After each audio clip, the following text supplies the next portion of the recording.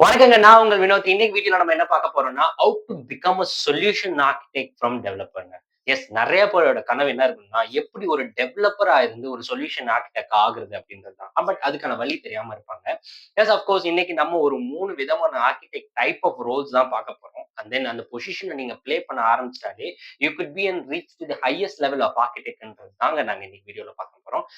Okay. உங்களோட டைம நான் ரொம்ப வேஸ்ட் பண்ண விரும்பல. ஒரு 6 மினிட்ஸ் குடுங்க. 6 மினிட்ஸ்ல இந்த டைப் ஆஃப் ஆர்க்கிடெக்ட்ஸ் இருக்குன்றத நான் எக்ஸ்ப்ளைன் பண்ணிட்டு, வீடியோ விட்டு வெளிய போயிடுறேன். And then you can enjoy your time, remaining டைம்ங்க.